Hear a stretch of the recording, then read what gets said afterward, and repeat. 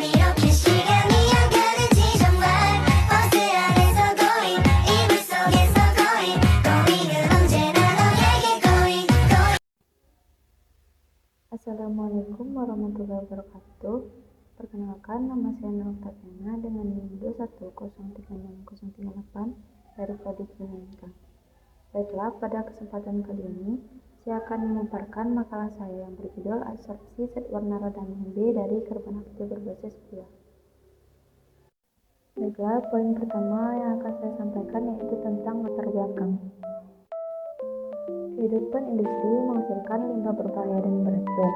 Salah satunya pewarna sintetis rhodamine B yang dapat mencemari lingkungan dan membahayakan kesehatan dengan berbagai penyakit yang ditimbulkan seperti karsinogenik dan gangguan fungsi ginjal.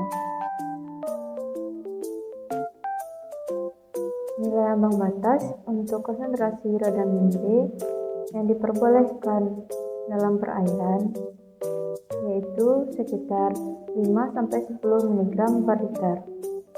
Oleh karena itu, diperlukan satu metode absorpsi untuk menghilangkan zat warna tersebut karena metode ini aman, tidak membahayakan kesehatan, mudah dalam pengerjaannya, dapat didaur ulang, efisien, serta ekonomis. Berdasarkan penelitian yang telah dilakukan oleh peneliti terdahulu, karbon aktif dipilih dalam metode ini karena kapasitas absorpsinya lebih tinggi bila digunakan pada pengolahan air limbah. Poin kedua yaitu identifikasi masalah. Berdasarkan dengan latar belakang yang telah saya sebutkan tadi, maka dapat diidentifikasi beberapa masalah, yaitu yang pertama, zat warna rhodamine B dapat menyebabkan pencemaran lingkungan. Yang kedua, hanya sedikit penelitian yang menjelaskan tentang regenerasi karbon aktif. Poin ketiga yaitu tentang batasan masalah.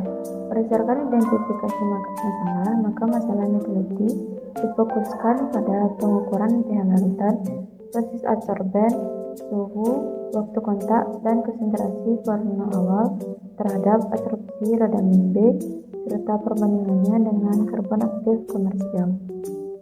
Poin keempat yaitu rumusan masalah. Yang pertama, bagaimana pengaruh pH larutan terhadap absorpsi rhodamine B.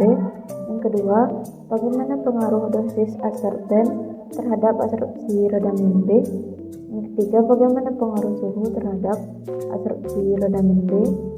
Yang keempat, bagaimana pengaruh waktu kontak dan konsentrasi warna awal terhadap absorpsi rhodamine B. Dan yang terakhir yaitu bagaimana perbandingan ASC dengan karbon aktif komersial. Poin kelima yaitu tujuan penelitian. Yang pertama, untuk mengetahui pengaruh pH larutan terhadap absorpsi rhodamine B. Yang kedua, untuk mengetahui pengaruh dosis adsorben terhadap absorpsi rhodamine B. Yang ketiga, untuk mengetahui pengaruh suhu terhadap absorpsi rhodamine B. Yang keempat, untuk mengetahui pengaruh waktu kontak dan konsentrasi warna awal terhadap absorpsi rhodamine B. Yang kelima, untuk mengetahui perbandingan ASC dengan karbon aktif komersial. Adapun kajian teorinya ada 3 hal yang perlu dibahas. Yang pertama, karbon aktif adalah suatu jenis karbon yang dikonsumsi diaktifkan sehingga memiliki luas permukaan yang sangat besar sehingga mampu meningkatkan daya absorpsinya. Yang kedua yaitu rhodamine B merupakan pewarna sintetis yang relatif murah dibandingkan pewarna lainnya. Senyawa ini dapat larut dalam air dan sangat berbahaya bagi tubuh. Yang ketiga yaitu karbon aktif berbasis gula adalah jenis karbon aktif yang dapat dibuat dari sebagian besar tanaman, terutama tebu. Proses pembuatannya melibatkan pemanasan bahan gula dalam suhu tinggi tanpa oksigen, menghasilkan karbon aktif dengan free mikroskopis yang sangat banyak. Adapun bahan yang digunakan yaitu gula putih H2SO4 98% dan NaOH serta karbon aktif komersial. Alat yang digunakan adalah inkubator shifter, scanning electron microscope atau SEM, X-ray diffractometer miniflex 600, spektrum FTIR dan spektrofotometri UV vis. Poin selanjutnya yaitu prosedur penelitian. Tahapan untuk memperoleh sampel HSG yang pertama, gula putih dan H2SO4 masing-masing dimasukkan ke dalam gelas kimia dan kemudian diaduk cepat dengan batang pengaduk selama 30 detik pada suhu 25 derajat Celcius.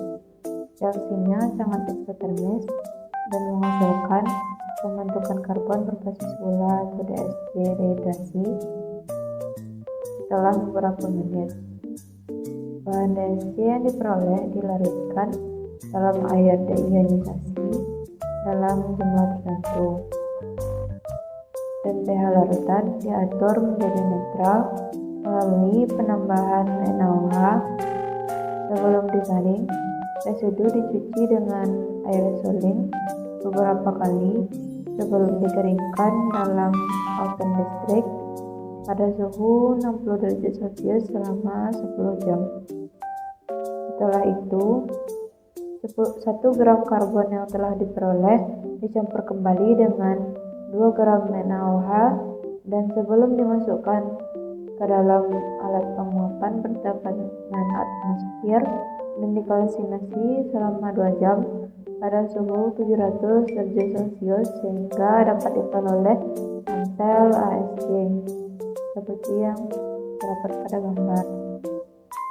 Sampel HSG tambah 100 ml larutan rodamin B dihomogenkan menggunakan inkubator shifter pada tekanan 180 rpm 293 Kelvin dengan parameter absorpsi seperti dosis penyerap 0,02 gram sampai 0,1 gram, pH larutan pewarna 2,4 sampai 11,4, waktu kontak 2 sampai 14 menit, konsentrasi rodamin B awal 25 mg per liter sampai 100 mg per liter dan suhu 15 sampai 45 derajat Celcius.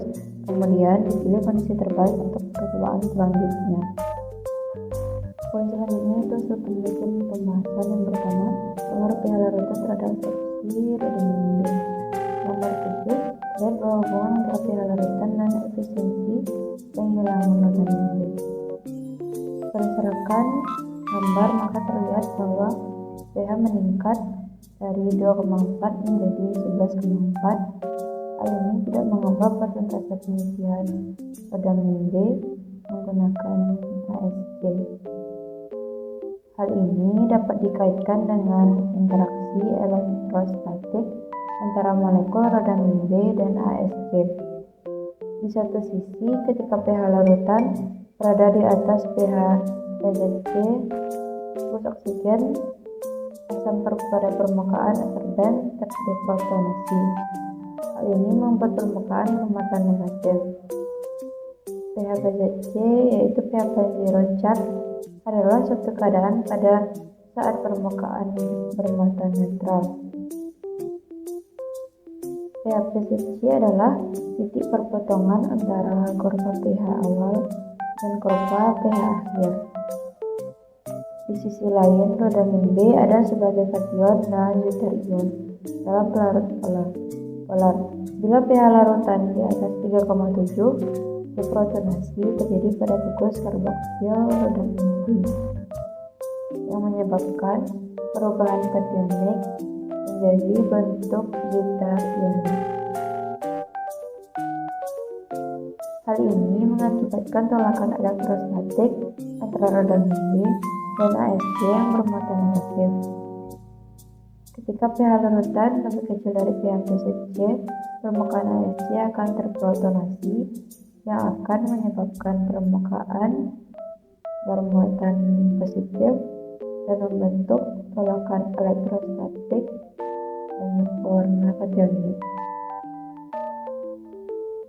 Yang kedua yaitu pengaruh dosis absorben terhadap absorpsi rodamin B. Nomor 8 merupakan hubungan dosis absorban dengan efisiensi pengisian vitamin B menggunakan ASC. Berdasarkan gambar, maka terlihat bahwa jumlah ASC meningkat dari 20 mg menjadi 100 mg.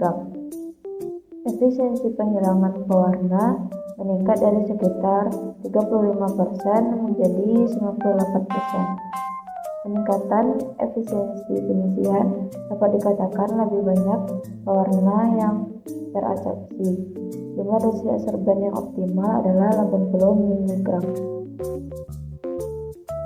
Yang ketiga yaitu pengaruh suhu terhadap absorpsi vitamin B. Pada gambar 10 menunjukkan hubungan antara suhu dan efisiensi pengisian vitamin B menggunakan ASC. Hasil yang diperoleh menunjukkan bahwa efisiensi ASC tetap sama pada suhu yang berbeda. Yang keempat yaitu pengaruh waktu kontak dan konsentrasi pewarna awal terhadap absorpsi vitamin B. Gambar 9 menunjukkan hubungan antara waktu kontak dan efisiensi pengisian. Hasil yang diperoleh menunjukkan bahwa terdapat peningkatan efisiensi penghilangan seiring bertambahnya waktu kontak dan konsentrasi awal. Namun, setelah menit ke-12, efisiensi penghilangan menjadi hampir konstan. Oleh karena itu, menit ke-12 dianggap sebagai waktu absorpsi optimum. Demikian pula, ASC menunjukkan efisiensi pengisian yang lebih tinggi dengan konsentrasi pewarna paling sedikit. Yang kelima yaitu perbandingan ASC dengan karbon aktif komersial. Gambar 11 menunjukkan perbandingan efisiensi pengisian zat warna vitamin B oleh DSC, karbon aktif komersial dan ASC pada kondisi optimal. Hasil yang didapat menunjukkan bahwa efisiensi absorpsi DSC pada pewarna vitamin B jauh lebih rendah dibandingkan dengan karbon aktif komersial. Sebaliknya, karbon aktif berbasis gula atau ASC telah meningkatkan efisiensi penghilangan pewarna secara signifikan dan jauh lebih baik daripada karbon aktif.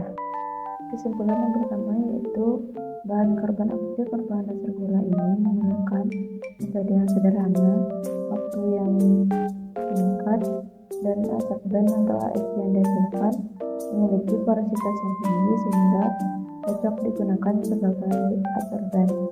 Yang kedua, ASC dapat menghilangkan vitamin B dalam air limbah dalam waktu yang sangat singkat yaitu 12 menit dengan efisiensi absorpsi sebesar 98%. Baiklah, sekian pemaparan dari makalah saya. Saya akhiri dengan Assalamualaikum warahmatullahi wabarakatuh.